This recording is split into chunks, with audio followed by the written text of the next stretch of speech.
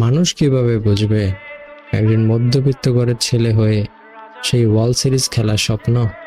একজন মধ্যবিত্ত পরিবারের ছেলে কিভাবে তার বাবাকে বলবে, বাবা আমার একটা ভালো ফোন লাগবে? আমি বা আপনি যতই ভালো খেলি না কেন, ভালো জায়গায় খেলার জন্য ভালো একটা ফোন অবশ্যই মাইনে রাখে। মনের ভিতরে আক্ষেপ জমে যায়, আমিও কি পারবো কোনো একদিন সেই ওয়ার্ল্ড সিরিজ খেলতে? আজকে ভালো একটা ফোন না থাকার কারণে সেই খেলাটাও ধরে রাখতে পারি না।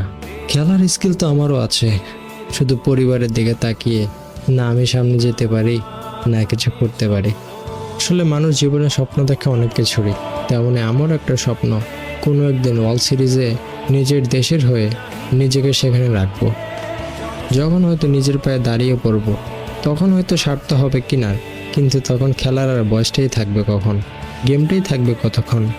যখন ইচ্ছা থাকে তখন মধ্যবিত্ততার কারণে কিছুই করতে পারিনি।